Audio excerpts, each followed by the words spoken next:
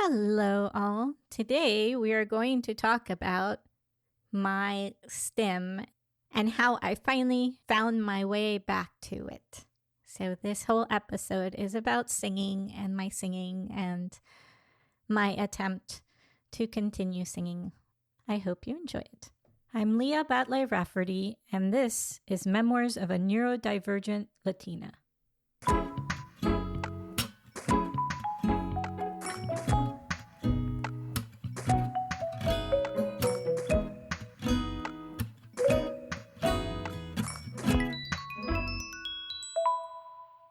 All right, so in the previous season, I think I told you all that I had this moment where my mom sent me to singing lessons, and I only got to go to one.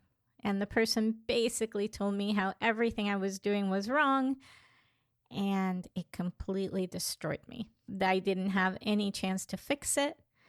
And whereas before I would get leads in plays and in any musical theater, I auditioned fine. I enjoyed it.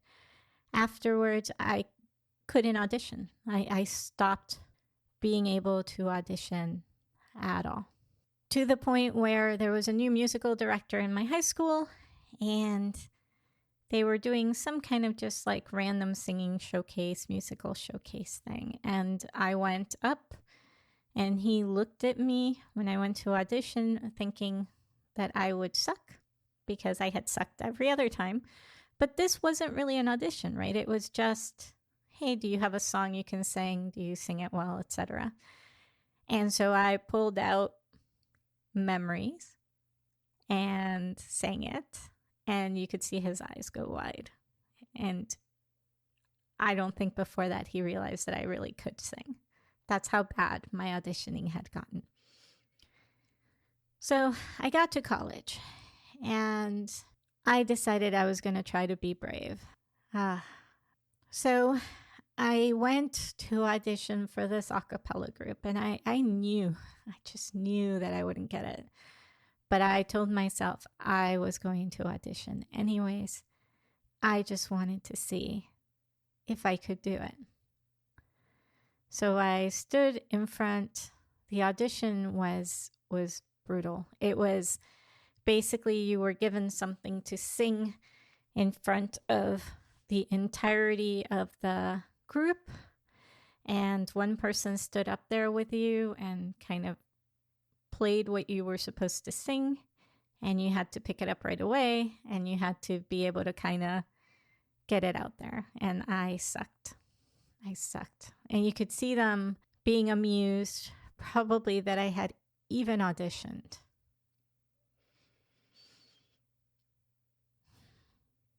Sorry, this is hard.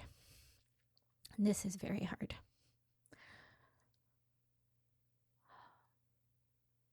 And that year, I didn't really focus on going to do singing very much, I think.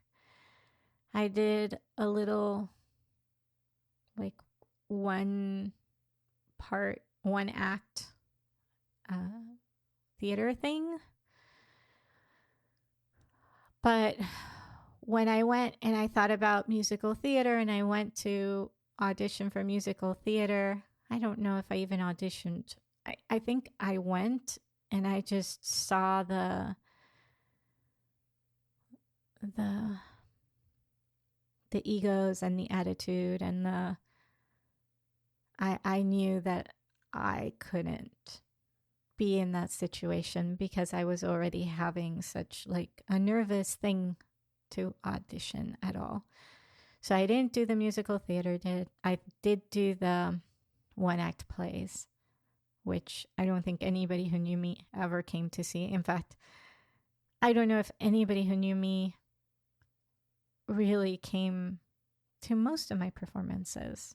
I want to say maybe a handful did at one point, but I wouldn't count on it. Here's another like weird relationship, friendship thing, right? You think friends would show up. Anyways, sophomore year, I did it to myself again. I went up and I tried to audition for that a cappella group.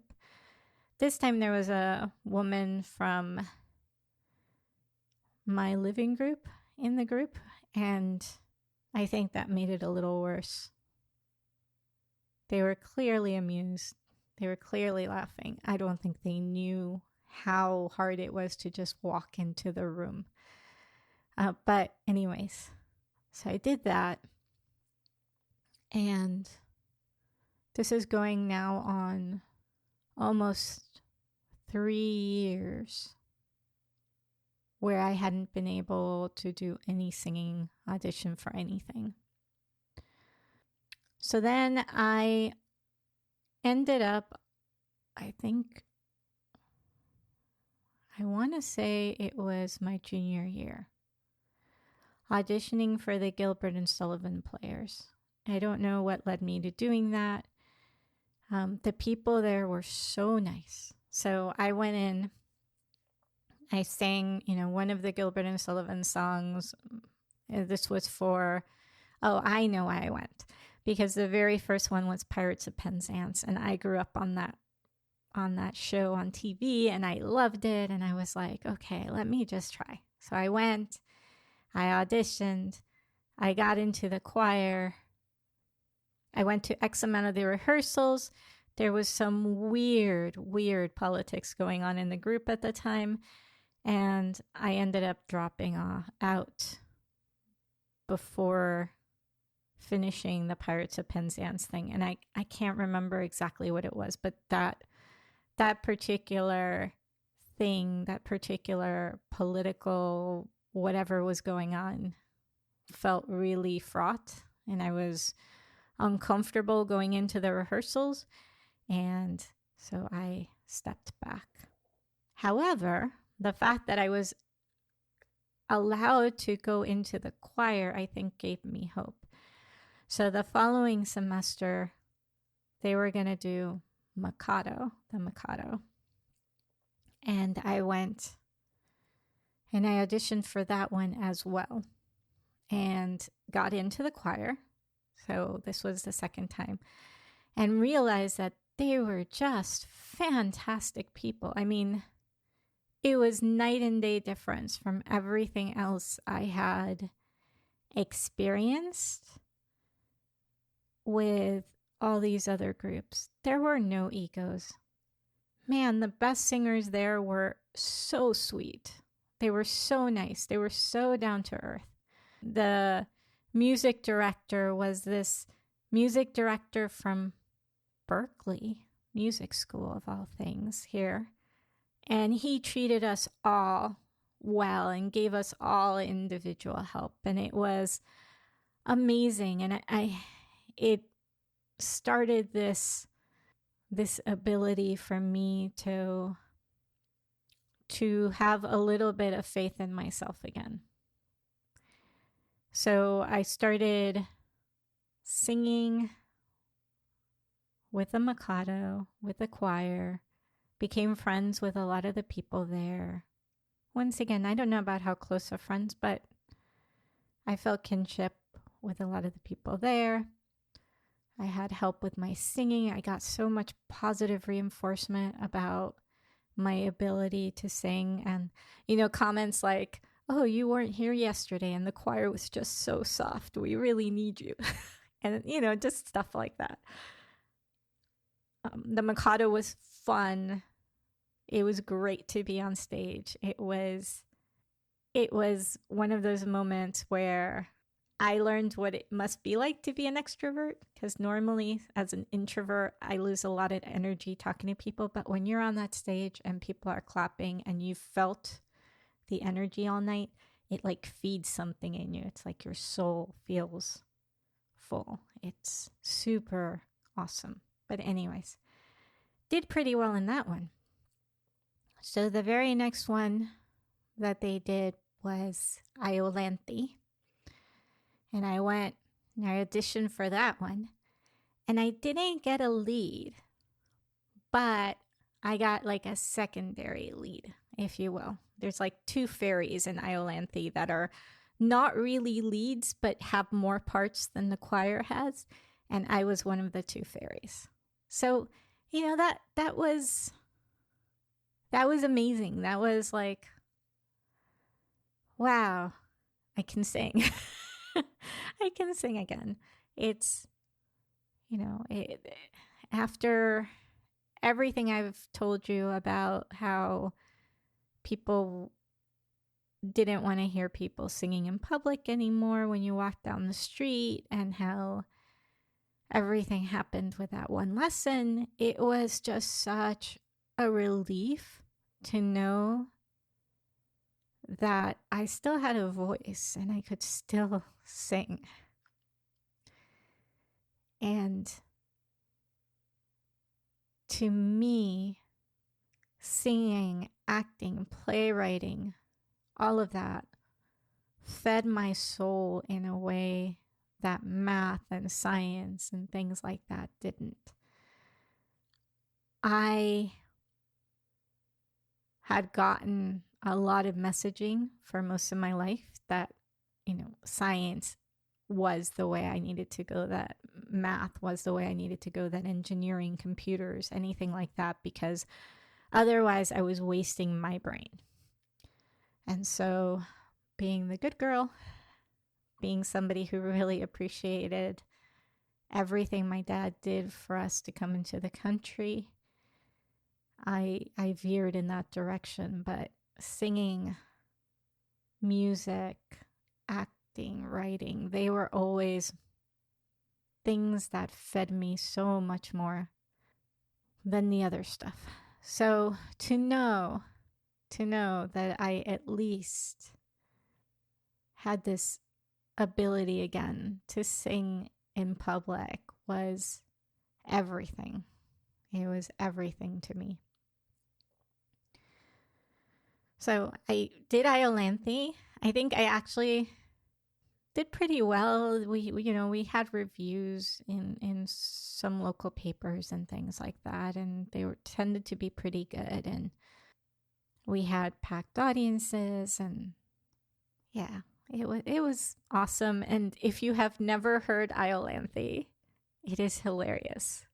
So Iolanthe has shepherds and fairies and all of this stuff that was very much in vogue at the time in the British House of Peers and the British, Parliament, and people pretending to be simple, whatever, when they were actually lords and ladies. And it was, I mean, everything about Gilbert and Sullivan was always this satire, but it was awesome. It was funny. It was fun. And the lead there had an amazing voice, and she didn't mind sitting and like talking about how she thought about things or how she did things. The director, the music director, once again, was fantastic. It was fun. It was so much fun. And then finally, my last year, they pulled out Utopia Limited, which is a Gilbert and Sullivan musical that they never really finished, or maybe they only ever found part of. I don't actually know the whole story of it, but I do know that it wasn't completed. And so they took parts of things that they knew about a lot of Gilbert and Sullivan and created the score based on what they had originally written, just the parts that were there. And so in Utopia Limited, 2 of the leads are a set of twins, and I was cast as one of the leads. So, I felt so accomplished. Like, here is this thing that has been around my neck forever, that like my singing had completely gone away and I couldn't do it right anymore and I sucked at it. And now they were giving me a lead. And in a show where the singing is key, because they're basically operettas, right? There's very little dialogue, and most of it is music dialogue. And I even got, when they did the review of Utopia Limited, I even got my name mentioned in the review with the other woman who was the twin, and it was a positive review, and it made me feel so, so, so good. And it fed my soul so much that when I went to grad school,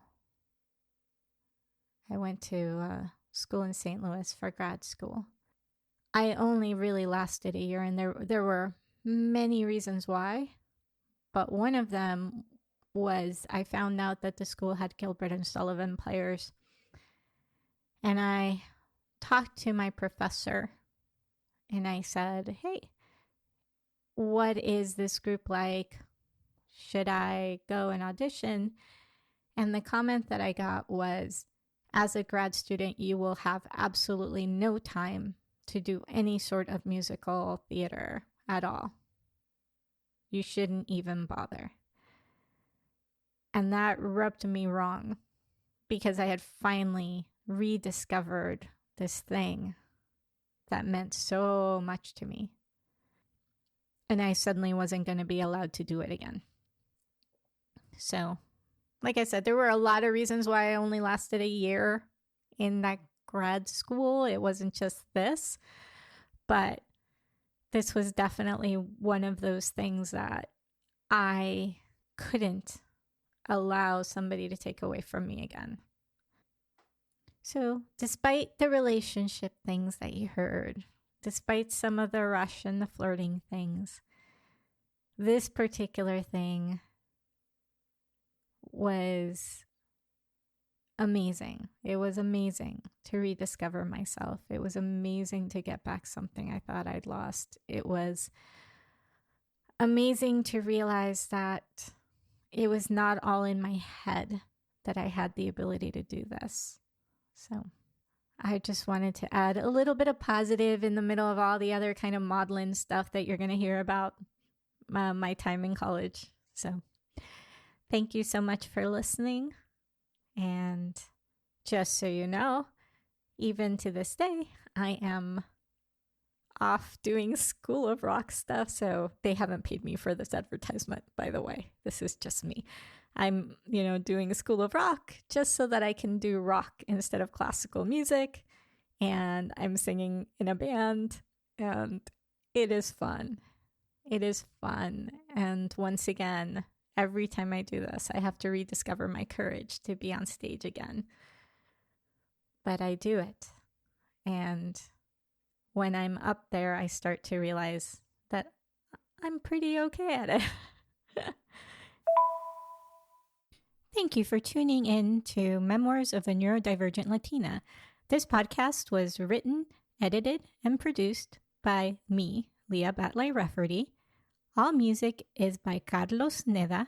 To send us an email, feel free to send to moanl@labradsolutions.com. That's MOANL@labradsolutions.com.